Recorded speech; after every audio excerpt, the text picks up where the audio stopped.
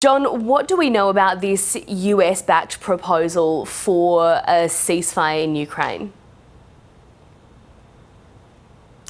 Well, Mel, we know, as agreed in Saudi Arabia between US officials and Volodymyr Zelensky, the Ukrainian president, it would be a 30-day ceasefire effective immediately, during which time both sides, Russia and Ukraine, with America as the mediator, could work out sort of possible longer-term solutions.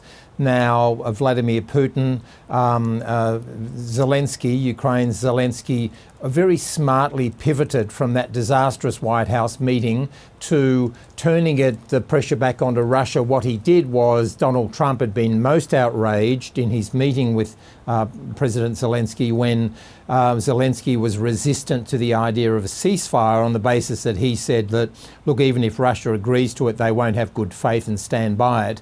But he then went on to say, yes, we'll agree to one, a game of poker, really.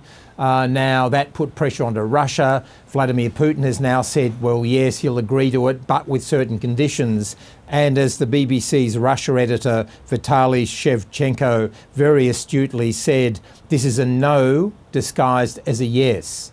Vladimir Putin has put such conditions upon any ceasefire that really it's not achievable. So what happens now is Steve Witkoff, Donald Trump's envoy who's arrived in Moscow, will now try to extract from Vladimir Putin some real concessions.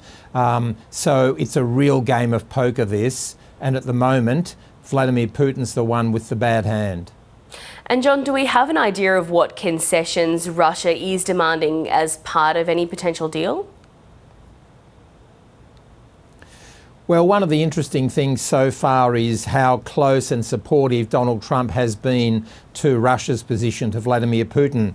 And in fact, one of the things that Vladimir Putin said in his press conference a short time ago, he described America, he talked about our American colleagues and partners. Now, it's not very often the Russian leader describes America as our partners. Very close he is to Donald Trump, a strange and opaque relationship. Nobody quite understands it. But now the pressure is on Vladimir Putin because Donald Trump's invested a lot of his authority into trying to get this ceasefire. He famously said during the campaign, I'll get it within 24 hours. He hasn't. It's now about day 50 of his presidency.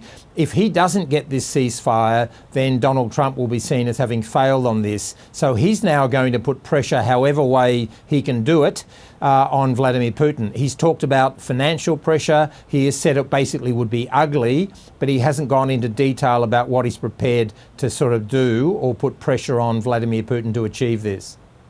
Volodymyr Zelensky is calling for more sanctions to pressure Russia, and you sort of touched on it there. Is the Kremlin feeling emboldened by this new US administration? Well, certainly so far until this point, until Volodymyr Zelensky did the pivot and agreed to the ceasefire, Vladimir Putin was absolutely delighted with Donald Trump. He was delighted with the fact that the meeting went so badly at the White House. Essentially, Donald Trump basically booted Volodymyr Zelensky out of the White House. He left very unceremoniously, not even farewell by the president. He was essentially asked to leave.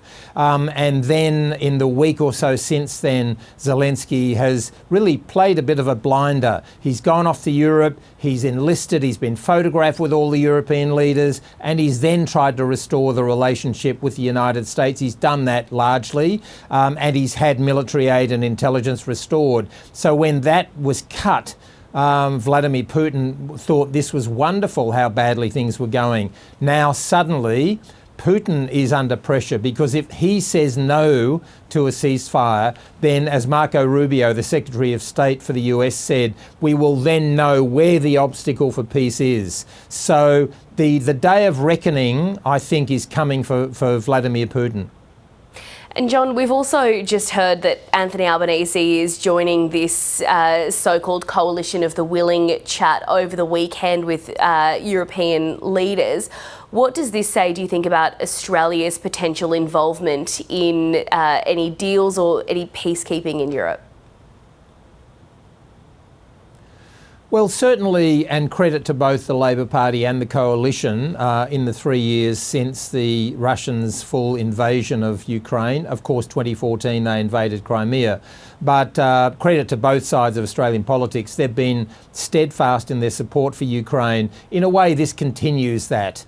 This is a way of Australia, and I think Peter Dutton would share the support for Ukraine as Anthony Albanese does, that this is Australia's way of saying to Ukraine, we're not abandoning you. There was that week or so where the United States was basically abandoning Ukraine. That's been partly repaired, that relationship, and I think it's Australia's way of saying we are with you, as in fact I believe they should be, because if Russia's successful in conquering Ukraine, then there's many other countries in Europe that become a possible target. Moldova, Poland is nervous. Vladimir Putin wants to recreate Greater Russia, the old Soviet system. He was devastated when the old Soviet regime, Soviet Union fell. He's of that generation of KGB officials for whom that is the lowest period in their country's history. And I think there's no doubt, no secret that Vladimir Putin wants to restore what he sees as the great Russian Empire.